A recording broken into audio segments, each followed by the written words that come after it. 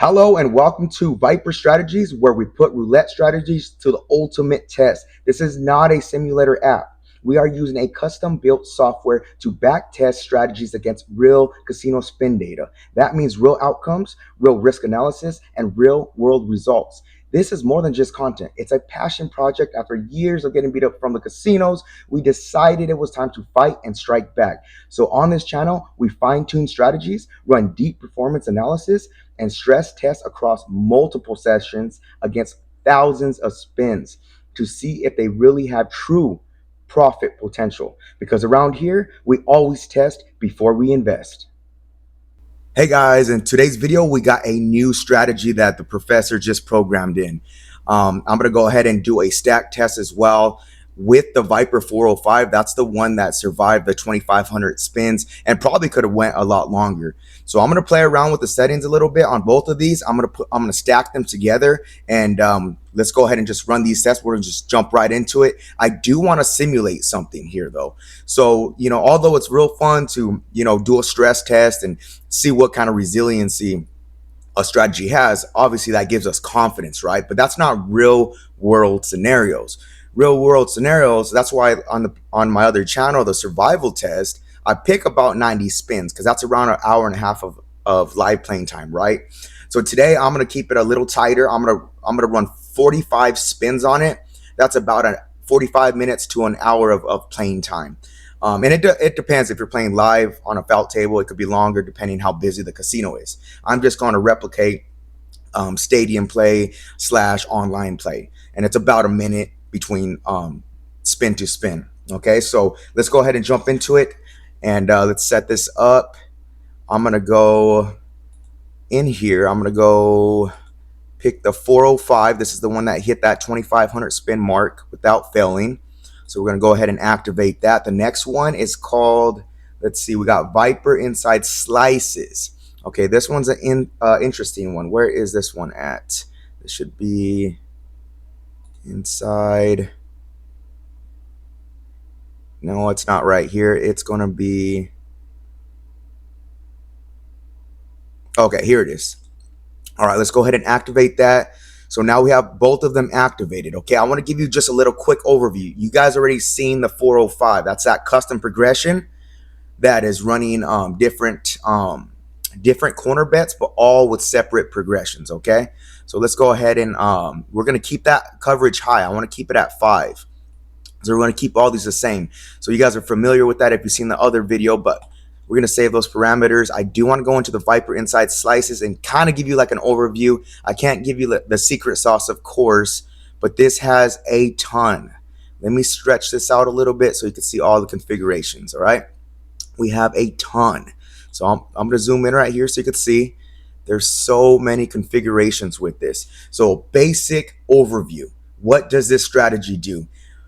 In theory, look at the wheel as a pie or a pizza, and we're cutting out hot slices and cold slices. So this first configuration right here, how big of a slice do we want it, right? You could cut a pizza into 4 pieces, 8 pieces, 16 pieces.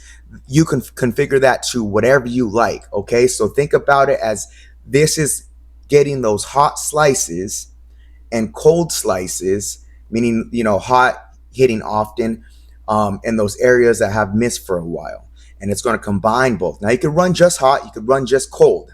That's these are all fun to play with, and then just think about it as okay. So that's how it's going to pick its bet placements, and then on those slices, it's going to require the bet to be placed on a specific criteria, and in that criteria, that's what's all adjustable in here. So without getting into too much detail, it recovers on losses cautiously, and then it will stop on like longer cold streaks. So it's kind of like it has like built-in safeguards to prevent like over betting and kind of like manage the risk of it all.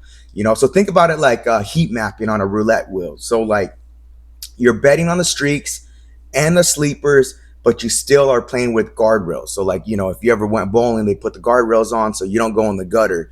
So it is a little complicated, on the back end with all this configurations, but I'm going to keep it very basic today, and I'm going to just run how it's set up. I feel like default is set up fairly well. Of course, it's going to take quite a bit of testing to fine tune these configurations as well. So let's go ahead and just save configurations like that. And let's load our, okay, got our data file loaded up. Let me go ahead and pull the bet visualization up for you guys to see. And again, we're going to do multiple sessions. We're going to do different data sets, and we're trying to replicate real play, right? So I'm going to just stop it at the 45 spin mark. Okay, that's about 45 minutes to an hour of plays. So let's go ahead and start the test. Oops, let me open this back up. All right. So we are rolling, and again, we are stacking both of them. I chose the 405 specifically because it felt very resilient. And then thinking with this new one that the professor programmed in, I mean, it was running good by itself, but you know me, I love to play where there's overlapping jackpot numbers, because when they hit, like you could see profit right now. We're at 370, we're at spin 38. We just hit $900. We're about to stop the test right here, 45 spins. All right, so check this out, guys. Profit. So we started with a bankroll of $1,000 even, right? So profit went up to 850. Well, this is where we ended, $858, and our high, we did peak out at 902. All right, so let's go ahead and stop this. You could see down here, it's going to track them separately. So we actually got less wins than we did losses on both of them, and you could still see we maxed out almost $1,000. Let me go ahead and stop here like I usually do. I'm going to log this because I'm going to do multiple tests. So let me go ahead and stop right here, and then I'll be back for the next test. All right, guys, we are in test number 2. Again, we are replicating real world results, or we're replicating real world scenarios to get real world results here. Okay, so it's set at 45 spins. That way it's replicating that, right? One thing I do want to mention before I start this next test, I forgot to mention previously, is how they're chosen. Okay, so I did say it's hot and cold, but how does that selection process happen? How does it work? So ideally what it does, it's finding these cold numbers, and they're finding hot numbers, right? So once you set those parameters to how you want that selection process to happen, it's going to choose that cold number. And then think about it, like a good analogy I got is probably to use like one of those Japanese fans that you spread open and you fan yourself. So once it selects a cold number, it's going to fan out both ways, cutting a cold slice in that area. And then you have it fanned out on a hot number, and it's going to do the same thing. Now that's an oversimplification of it. It's a lot more detailed than that, and it's not just specifically a number. So it does read the board, and then it helps the placement for you. But that's just a simple analogy to kind of help you guys understand how and what and why it's choosing specific areas to play. Okay, so with that being said, we are in test number 2. I am going to replicate this test. I'm going to just go for 5. The reason I pick 5 is, okay, like let's say you do this play 5 times within a week. And then at the end, I'm going to crunch the numbers, and I'm going to see what are we expecting from this. So let's go ahead and start this test. Let me go ahead and close this out. I got a new data set. Again, we're replicating different sessions. So let's say I played Monday on the previous one, and then now I'm in Tuesday. I go back to the casino, or I go pull up a new betting session online. This is our next betting session. Okay, let's see how this one pans out. So let's go ahead and start this one. Oops. Did I have it activated? They are not activated. My bad. That's my fault. Let me go back and let me set them up. So we got the 405 active, and we got slices active. Okay. All right. Both activated. Let me go ahead and clear this and restart. Close this so you guys can see what's going on. All right. Off to the races. And again, going over that last one, it did make quite a bit of profit. Again, we're stacking strategies. So of course you're going to get some huge jackpot numbers. So we ended up peaking at a high of $902. We ended with a ROI of 90%, right? We're using $1,000 bankroll, and that was on 45 spins. Let's see. I don't know if that's going to be an outlier or if that's going to be near an average, but we're at 35 spins right now and we're up in profit, but not as high as the last one. We're at 42. Let me stop. 45 spins. Okay. So you can see up here, profit 544. Not as good as the last one, but still very desirable number. Okay. So, and let's see, I'm going to go ahead and stop right here, collect the information and the data, and then I'll be back for the third session. All right, guys, we are in session number 3. We're gonna do a little role play, pretend like we're going in session 3. It's another day, fresh start, Wednesday, and I got everything set up this time correctly. I got these activated, so let me go ahead and pull that bet visualization up for you guys to see, and we start this test. Okay, so going over, those first two performed pretty good. The first one, very great. Second one, like for me, like you guys know that I lean typically on the conservative side, so I would have checked out at probably 50 to 100 bucks. I really don't like to push it too much. But what I found that was pretty interesting. Actually, let me see what's going on with this one right here. We're dipping pretty low. We're at minus 480 something. So that's what I was going to bring up. Those first two didn't dip into the bankroll too low. This one looks like it went down quite a bit, but it is rebounding. And this is spin 45. So I'm going to stop here. I do want to finish what I was talking about. Those first two, they only dipped in the bankroll. One of them went about 70 bucks. The other one only dipped down about 25 bucks. This one looked like it dipped the lowest, but we still did end up in a session profit. We ended up with $282 in profit, and we did peak out right here at $412 in profit. So I am going to, but see, that's why I want to replicate real results. That's why I'm running different data sets against the same stack. Okay. So let me stop right here. Let me go ahead and log this data, and I'll be back for the next test. All right, guys, we are in test number 4. This is session 4. We're going to call it Thursday session.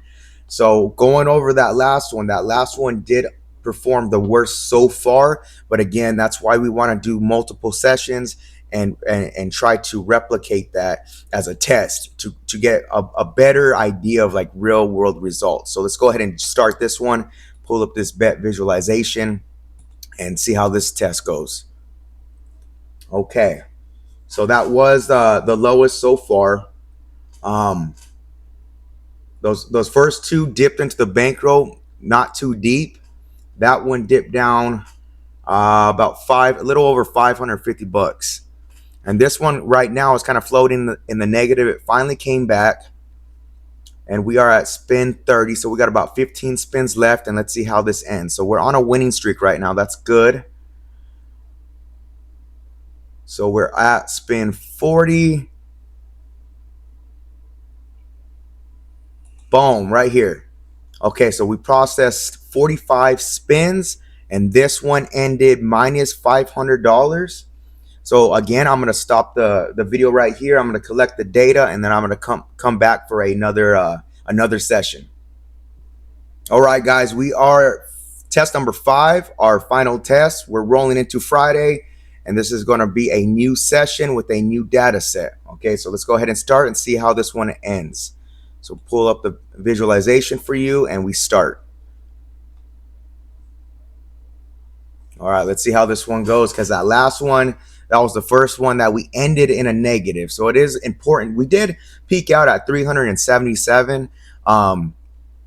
So keep that in mind as well, because you're not always nobody's going to stop at a specific spin mark. They're going to bust their strategy. They're going to leave if they're down too much, or they're going to leave in a new session profit. So also keep that in mind. So we are at spin 35. We got 10 more to go, and let's see where this one ends up. So it looks like we got a big jackpot number right there, and we are going to stop right here. Okay, so this one performed all right. Actually pretty good. We made a profit of $589. We did peak out on this one at $643 in profit. Again, I'm going to go ahead at this point. I'm going to go ahead and stop, collect this data, and I'm going to pull over the doc, the sheet, so you could see the averages. And we're going to talk about, like, if you're to do this and replicate real life scenario, and if you're playing like this, how it would look, how much profit, how much loss within a week. So just give me a moment. I'm going to go ahead and calculate all that, and I'll be back in just a second. All right, guys, so we are going to go over these numbers. We're going to talk a little bit of bankroll management. We're going to talk about adjusted bankroll and how our week looked. And I do want to mention, I know this is that with this new uh, program strategy, it's really tailored for online play, but it still gives you the concept of how to play and kind of see where you're going to be at throughout the week. A lot of this stuff is good to keep track. It helps you with, you know, managing your bankroll. So let's just jump into it here, and I'm going to pull it up right here. So starting bankroll for all these sessions, we ran 5 different sessions, and they did have different results. Right here, when you look into this column right here, we got, so this is where we ended. So ending right at 45 spins. I know that's not super realistic. Nobody really ends at a specific spin count. They're gonna end at various amounts, but just for the sake of the test. So this is the calculation. So we won 4 out of 5, ended in profit. There was this one right here that ended in the minus, right? That's at that 45 spin count. Okay, so we're going to go over here, and you could see our ROI on all of those. Of course, that one went down minus 51%. Here's what I really want to highlight of where it peaks out, right? So when you look at our session high, they all came in a session high. None of them none of them went on a losing streak and stayed under. They all peaked out. So this is something to keep in mind as well, because once you are in profit, you're in control of checking out when you want. Now, this is going to change, and it's going to vary depending on what kind of player you are. You might go in there, you might not be happy with what's our lowest, plus 377. You might not be happy with that. I would be happy with that. I know that for sure.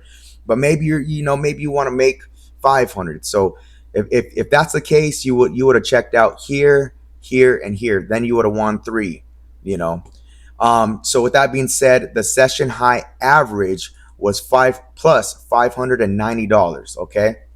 Here's another thing I want to point out.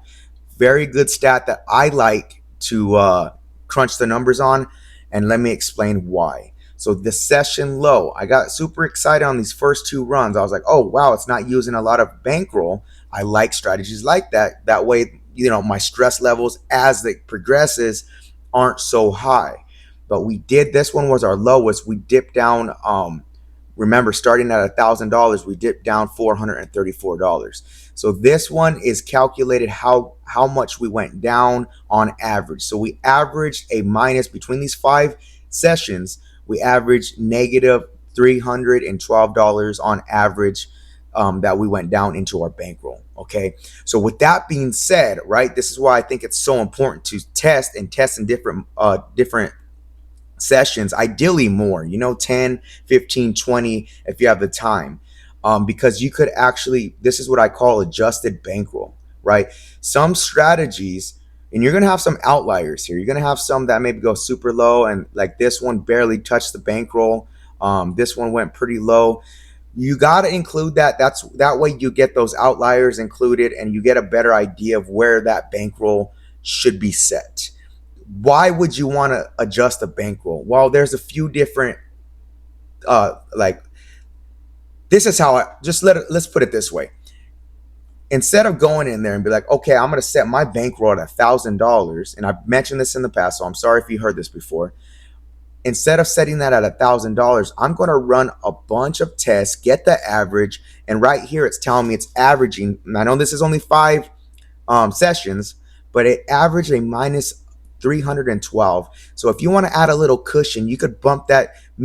I said $400. That's my adjusted bankroll. You could bump that up to $500, give you a little bit more cushion.